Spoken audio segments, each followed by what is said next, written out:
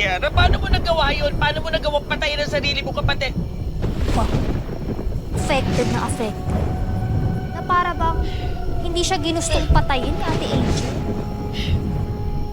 Sa bagay, kahit nagre-rebelde siya, kaya mo siyang patawan. Anak namin siya ni Eugene. Yung lalaking minahal ko. Hindi tulad ko, na anak ng kung sino-sino.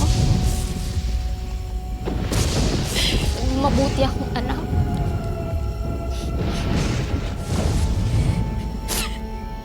Ginawa ko lahat para maging mabuting anak.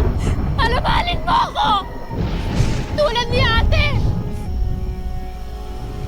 Kiara, pinagbayaran ko na lahat ng pagkakamali ko. Hindi ba? Pinagbayaran ko na lahat. Naisip ko tuloy. Ano kaya kung maging ako na lang si ate? Gusto siya ng lahat eh. Di ba? Paborito mo siya, di ba?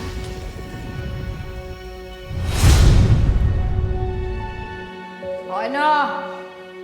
Paano kasi naliligo-ligo kayo sa ulan? O, ano nangyari sa inyo ngayon? Eh, di may sakit kayo.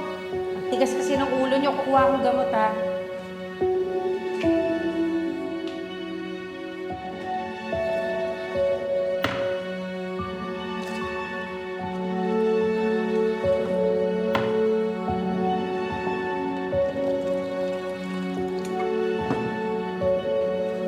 Oh.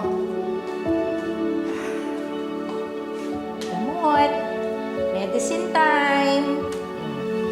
May gamot na tayo. Sorry. Ito na. Pasensya ka na, ha? Kasi isa na lang yung gamot. Kanina ko ibibigay medicine. Sa kanya, syempre hindi sa'yo. Okay? Oh. Ito na. Dali. Kasi na kamay. Iinumin ng gamot. Para gumaling agad. Dali na. Very good. Very good. Paano na ako? Wala mo na akong pakialam sa'yo eh. Di ba tsaka choice mo naman yan, di ba? Yung maligo sa ulan. Di ba ikaw may pakalanon? Pumunta ka dun sa kusina, magpakulo ka ng luya, idamay mo na yung kapatid mo, ha? Ha? Choice mo naman yan eh. Di ba naligo ka sa ulan? Di ba ikaw yung makulit? Wala akong pakialam sa'yo. Sige na. Alis. Bilisan mo! Ka na naman eh. Sabi ko kasi hindi ka naman naligo sa ulan, naligo ka na naman sa ulan. Sumusunod ka kasi sa batang yun. Mamin ka! Di ba paborito mo si ate, hindi ako? Oo na. Mas minahal ko siya kaysa sa'yo. Pero nung sinunog niya ako, nawala lahat ng pagmamahal na yun. Kasi sinasaktan mo siya. Kaya nga nilayasan tayo ni ate. Sa totoo lang, buti pa nga siya eh. Nakawala sa'yo ako. Samantalang ako, nagtiis ako. Nagtiis ako sa'yo. Hindi ako tulad ni ate na malakas. Malakas yung loob niya dahil ako mahina ako noon. Kaya kinuha mo ang pagkatao ng ate mo. Nagpanggap ka na si Angel. Tama ba? Ding, ding, ding, ding! Tama ka. Galing mo.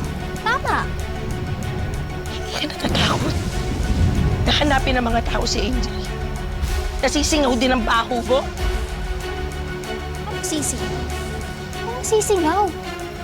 Lalo na kung nasa ilalim ka na ng semento.